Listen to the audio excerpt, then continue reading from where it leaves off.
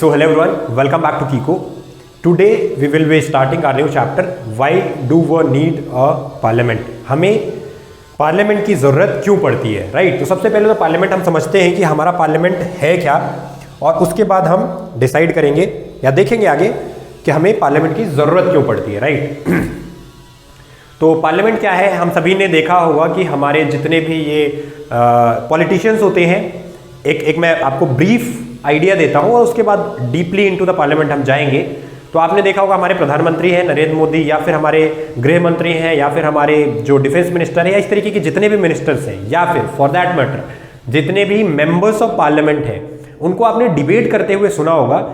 एक जगह होती है जो वैसे तो बाहर से सर्कुलर इन फॉर्म है बट आपको दिखती नहीं है, क्योंकि हमेशा डिबेट जब होती है तो अंदर का उसका पोजिशनिंग दिखाया जाता है, जिसमें अलग अलग कुर्सियां चेयर्स लगी होती हैं, एक सेंटर में स्पीकर होता है, अलग अलग मेंबर्स बैठे हुए होते हैं, जो मेंबर बोल रहा होता है वो खड़ा हुआ होता है, कानों में कुछ लगा हुआ होता है। तो इस तरीके की कार्रवाई आप लोगों ने देखी होगी inside the may be lower house और द अपर हाउस, ठीक है, लोकसभा या फिर राज्यसभा के अंदर।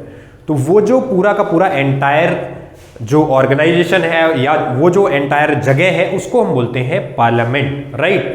That is known as parliament, या फिर हिंदी में उसी को हम बोलते हैं संसद। What it is known as Sansad, ठीक है, संसद। तो यहां पे इसको कई बार अलग अलग दूसरे नामों से भी बुलाया जाता है, जैसे कि लोकतंत्र की मंदिर भी इसको बोला जाता है। It is known as temple of the democracy, right?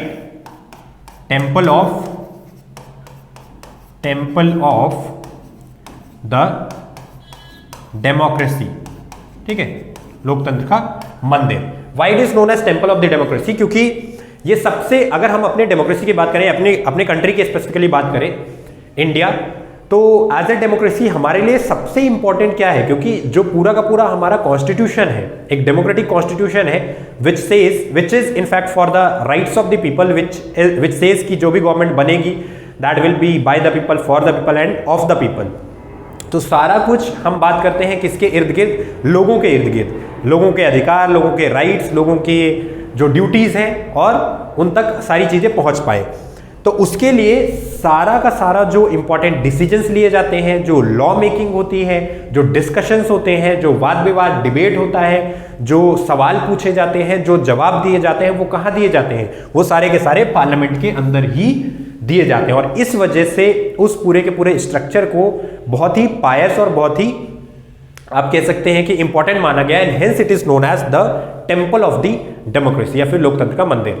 चलिए, तो ये आपको समझ में आया, एक रफ आइडिया मिला कि पार्लियामेंट एक्चुअली है क्या। पार्लियामेंट हमारा, क्योंकि हम एज ए डेमोक्रेटिक कॉन्स्टिट्यूशन, जब हम एज ए कंट्री अपने लॉ मेकर्स को किसी एक जगह पे जहाँ पे हम बिठाते हैं और जहाँ पे वो डिस्कशंस करते हैं, डिबेट्स करते हैं, लॉज को फॉर्मुलेट करते हैं, लॉज को बनाते हैं, उनके ऊपर वाद विवाद करते हैं, उनके प्रोस एंड कॉन्स को डिस्कस करते हैं, जनता की बातों को अपने एमपीज रखते हैं, सरकार से सवाल पूछते हैं, सरकार जवाब देती है।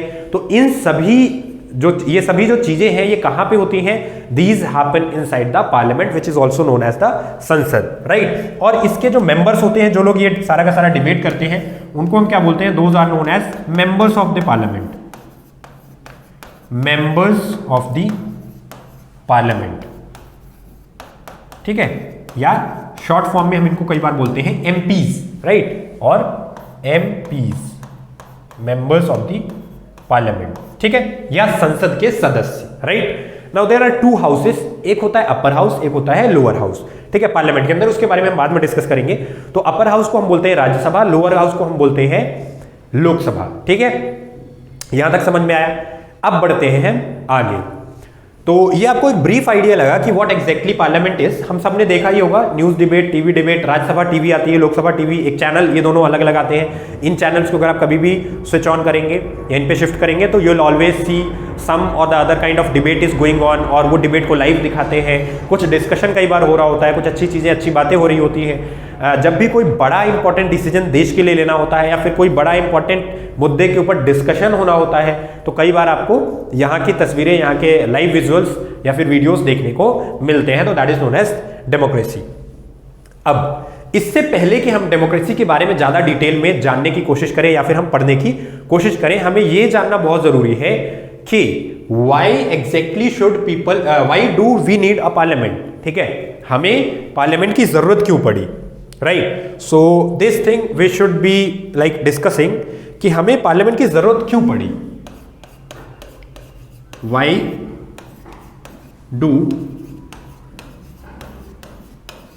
Do we need a parliament, need a, ठीक है, पार्लियामेंट, हमें पार्लियामेंट की जरूरत ही क्यों पड़ी for the very first place, at the very first place, ठीक है। हम क्या कर रहे हैं क्या नहीं कर रहे हैं ये तो बाद की बात है, लेकिन जरूरत क्यों पड़ी, तो इसके बारे में हम थोड़ा सा बैकड्रॉप में हमें जानना पड़ेगा और आप समझने की कोशिश करना कि what exactly were the situations which led the people of India to have their own parliament and to have their own decision making body, the law making body, right। तो आप एक डेट यहां पे दिमाग में रखिए, वो डेट क्या है, that date is 15th of August 1947, ठीक है। ये एक डेट है 15th of August 1947, सभी के लिए ये डेट फैमिलियर डेट है, सभी को पता है कि इस डेट की क्या इंपॉर्टेंस है। This is the date on which our country became independent, हम इस दिन इंडिपेंडेंट हुए थे, राइट, वी बिकेम इंडिपेंडेंट, सभी को पता है अब इंडिपेंडेंट। लेकिन इस डेट के आगे और इस डेट के पीछे क्या हुआ, ये बहुत एक बड़ा, अपने आप में एक बहुत बड़ा टॉपिक है, राइट, और खास करके जो पीछे हुआ वो बहुत बड़ा एक टॉपिक है। तो इससे पहले कि अगर आप एटलीस्ट 17th सेंचुरी में इनफैक्ट अंग्रेज आए, right, so the Britishers entered India in the 17th century, 17th century में Britishers came and very soon इन्होंने हमारे ऊपर रूल करना स्टार्ट कर दिया। क्या करना स्टार्ट कर दिया, हमारे ऊपर रूल करना स्टार्ट कर दिया। इनिशियली हमारे पास मुगल रूल था, औरंगजेब और ये सारे लोग थे, फिर उसके बाद धीरे धीरे इन्होंने डीप पेनिट्रेशन करते हुए हमारे सारे के सारे, चाहे वो कारोबार हो, चाहे वो हमारी खेती की चीज़ें हो, या फिर हमारे जितने भी हम कह सकते हैं कि सरकारी चीज़ें हो, so everything was like controlled by these Britishers. ये हम सभी को पता है। जब हम एक तरीके से बहुत सिंपल शब्दों में ये बोले कि हम गुलाम हो गए थे, वी वर गुलाम, ठीक है। तो जब हम इस गुलामी के दौर से गुजर रहे थे तब से लेकर के, और ये 1947 जो आपको डेट दिख रही है, इस डेट तक बहुत सारी घटनाएं हुई इस दौरान। मतलब आप इसको समझने की अगर आप कोशिश करेंगे तो फ्रॉम 17th सेंचुरी से लेकर के और 1947 तक, ठीक है, ये लगभग आप कह सकते हैं 300-350 साल का ये पूरा का पूरा दौर था, 350 ईयर्स के आसपास रफली। और इन 350 ईयर्स में, इन 350 सालों में अगर आप देखेंगे तो there were an number of things that did happen. सबसे एक इंपॉर्टेंट चीज ये थी जो कि हमारे पार्लियामेंट तक लेकर के आई, वो ये थी कि ब्रिटिशर्स ने हमारे ऊपर बहुत ज्यादा जुल्म किए थे, राइट। सो एक इंपॉर्टेंट यहां पे पॉइंट ये निकल के आता है कि we were struggling.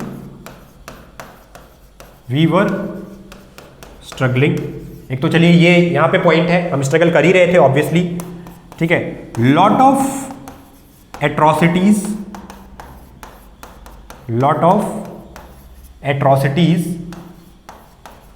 Were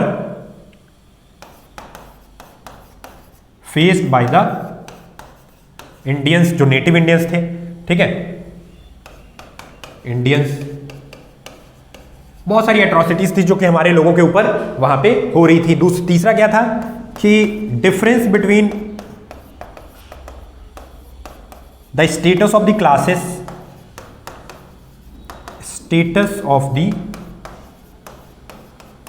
classes, ये सारी जो चीजें हैं, ये मैं आपको समरी बता रहा हूं कि ये सारी चीजें हम लोग फेस कर रहे थे। आप मोटा मोटा ये समझिए कि हमारे अधिकार हमसे छीने जा रहे थे, हमारे राइट्स हमें नहीं दिए जा रहे थे, हमें नौकरियों में बराबर का मौका नहीं दिया जा रहा था एज एन इंडियन, ठीक है। यहां पे 2 पॉइंट है, दोनों को समझना बहुत जरूरी है।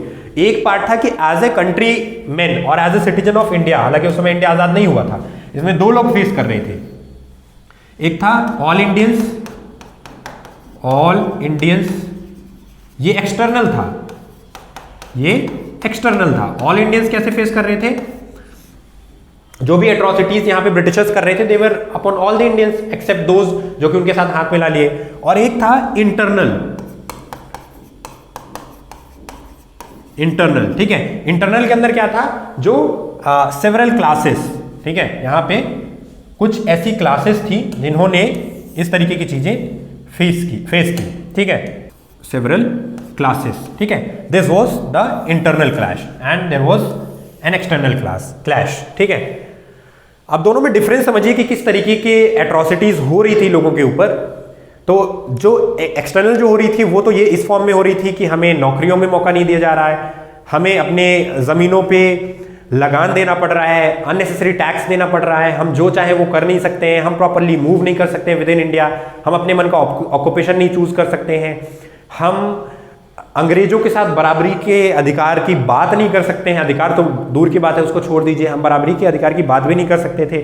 हमारे लिए सिनेमा हॉल्स अलग थे, उनके लिए सिनेमा हॉल्स अलग थे, हमारे लिए रोड्स अलग थे, उनके लिए रोड्स अलग थी, ठीक है। तो हर तरीके के जुल्म किए जा रहे थे। हमने अगर कहीं भी आवाज उठाने की कोशिश की तो हमें मार दिया जाता था, हमें दबा दिया जाता था।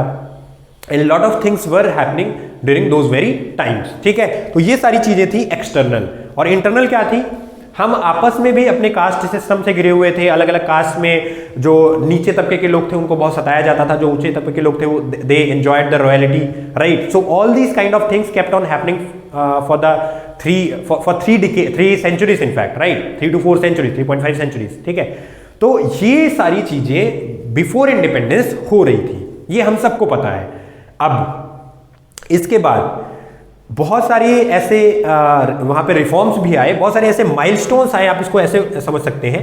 There were several milestones during which came during that very time. वो माइलस्टोन्स किन किन फॉर्म में थे वो भी समझ लीजिए। जैसे कि एक 1857 का रिवोल्ट आया, ठीक है, रिवोल्ट आया। इसके अलावा 1853 के चार्टर्ड एक्ट आए, ठीक है।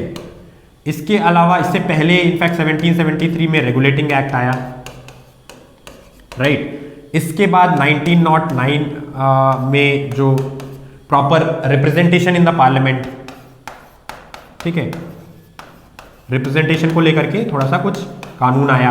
इसके बाद 1919 में और 1935 में गवर्नमेंट ऑफ इंडिया एक्ट आया, गवर्नमेंट ऑफ इंडिया एक्ट आया। तो इस तरीके से बहुत सारी चीजें बीच बीच में आती रही, ठीक है। पिट्स इंडिया एक्ट भी आया and all those acts kept on coming, जिसमें कुछ ना कुछ ब्रिटिशर्स ने भी हमारे लिए एक सांत्वना के तौर पे बहुत सारी चीजें हमें दी, ठीक है। अब हमें जो प्राप्त करना था या जो हमें एज ए कंट्री जो हमें देखना था, रिपब्लिक एज ए रिपब्लिक जो हमें आगे आने वाले 100, 50, 200, 300 सालों के लिए चाहिए था, वो कुछ अलग था जो कि ब्रिटिशर्स हमें दे रहे थे। इसी वजह से हमें उनके खिलाफ लड़ाई लड़नी पड़ी। तो ये सारी चीजें बीच बीच में हुई। इन सब चीजों के बाद मतलब एट्रोसिटीज हुई, एट्रोसिटीज इंटरनल भी हुई, एट्रोसिटीज एक्सटर्नल भी हुई, और ब्रिटिश रूल था। ब्रिटिश रूल ने काफी ज्यादा हमें एक तरीके से परेशान किया।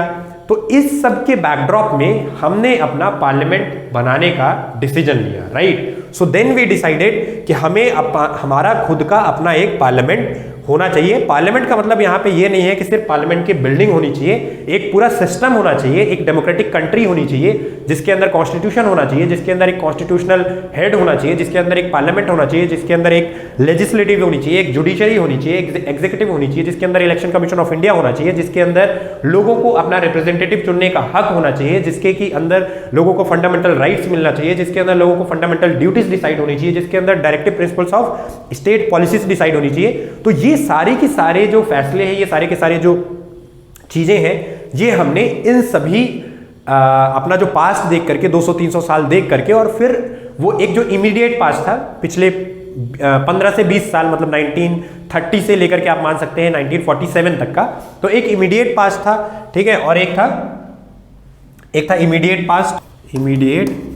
पास्ट, इसको आप ये समझ सकते हैं 1930 से लेकर के 47 तक का पार्ट, और एक था और थोड़ा बड़ा ब्रॉडर पास्ट, ठीक है। तो ब्रॉडर पास्ट कितने का था? ब्रॉडर पास्ट तो 300-350 सालों का था।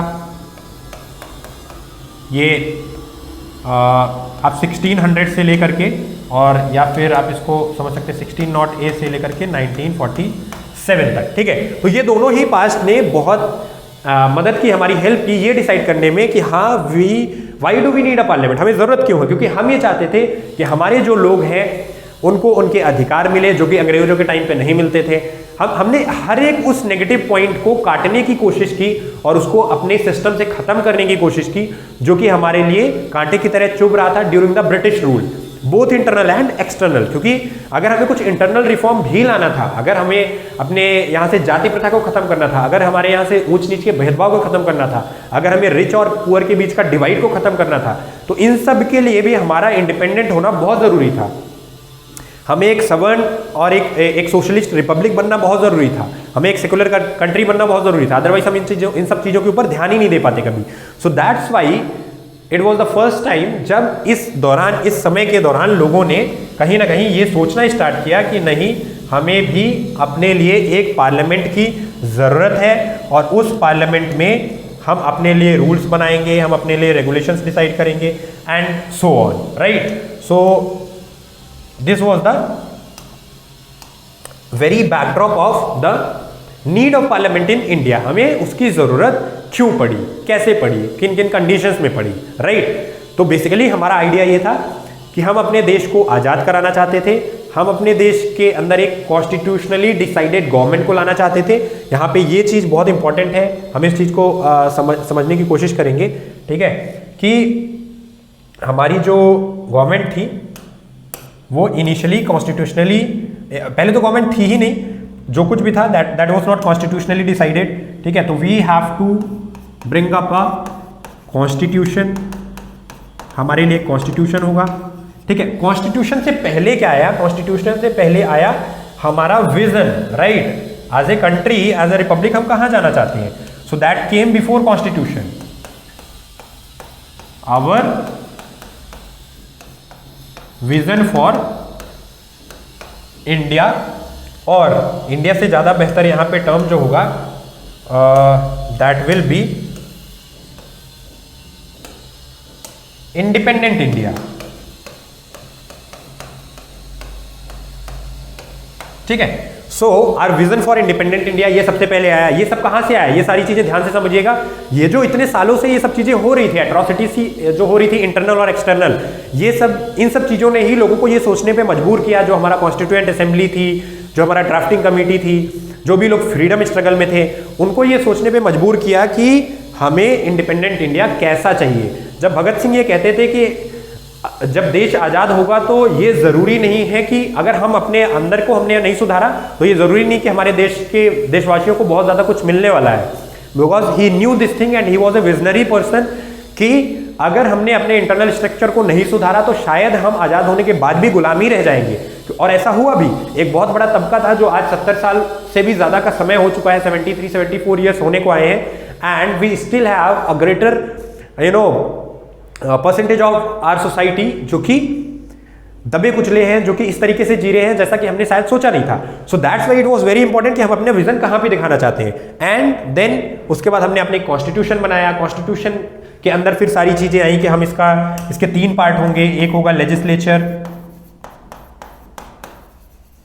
लेजिस्लेचर, एक होगा जुडिशरी, और थर्ड क्या होगा, यस, एग्जीक्यूटिव। थर्ड होगा एग्जीक्यूटिव, ठीक है। ये 3 पार्ट हो गए। एग्जीक्यूटिव को अभी हटाइए, जुडिशरी को हटाइए, हम बात करेंगे लेजिस्लेचर के ऊपर। तो लेजिस्लेचर वाज बेसिकली कि हम अपने गवर्नमेंट को चुनेंगे। This was the very idea कि इस पूरे के पूरे प्रोसेस में, ये जो अभी हम बात कर रहे हैं कि why do we need a constitution या why do we need a parliament, तो इस पूरे के पूरे प्रोसेस में it was very very important and the very idea behind this very thing was कि लोगों का पार्टिसिपेशन होना चाहिए। अगर लोग यहां पे पार्टिसिपेट नहीं करेंगे, what was important, participation of people,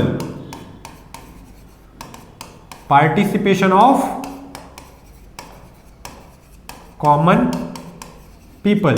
और वो कॉमन पीपल का पार्टिसिपेशन कैसे होगा, वो कॉमन पीपल का पार्टिसिपेशन ऐसे होगा कि जब हम सरकार को बनाने में, सरकार को चुनने में उनको डायरेक्ट उनका पार्टिसिपेशन यहां पे दिखाए, उनको डायरेक्ट हक मिले ये चीज करने का। तो this was very very important and hence the need for parliament arrived. And one more important thing was कि जो ये फ्रीडम स्ट्रगल चल रहा था ना, तो फ्रीडम स्ट्रगल ने भी हमें बहुत कुछ सिखाया। जो हमारा पास्ट था जो कि हम घिरे हुए थे अपनी गुलामी की जंजीरों से, तो वो तो एक था ही, but our freedom struggle also was very very it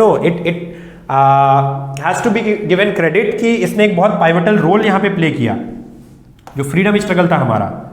so our freedom struggle, हमारा फ्रीडम स्ट्रगल जो था, ठीक है, so our freedom struggle played an important role, played very important role, in fact very important role इस चीज को decide करने में कि हमारा पार्लियामेंट हमारे लिए क्यों जरूरी है। अदरवाइज हम शायद, क्योंकि देखिए हर वो कंट्री जो कि डेमोक्रेटिक है वहां पे कॉन्स्टिट्यूशन है, लेकिन हर वो कंट्री जहां पे कॉन्स्टिट्यूशन है वो जरूरी नहीं कि डेमोक्रेटिक हो। तो वैसे ही हम हो सकता है कि आजाद हो गए होते, लेकिन अगर हमने अपनी कॉन्स्टिट्यूशनल वैल्यूज को बहुत ज्यादा तवज्जो नहीं दी होती, हमने अपने कॉन्स्टिट्यूशनल वैल्यूज को बहुत ज्यादा फुल प्रूफ नहीं बनाया होता, तो इन दैट केस हो सकता है कि आज हम जहां वहां नहीं होते। There are an number of countries who are a failed state as far as their democracy is concern, या जो भी जिस फॉर्म ऑफ गवर्नमेंट वहां पे है, मे बी ऑटोक्रेसी और डेमोक्रेसी और मोनार्की।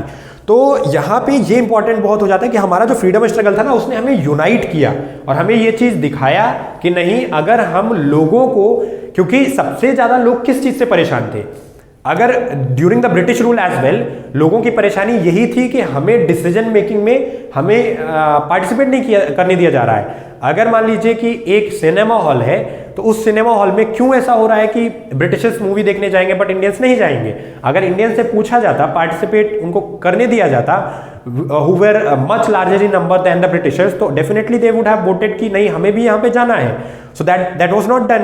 उन्होंने अपने से डिसाइड कर लिया कि यहाँ पे Indians they've used phrases like Indians and dogs are not allowed, which were so derogatory।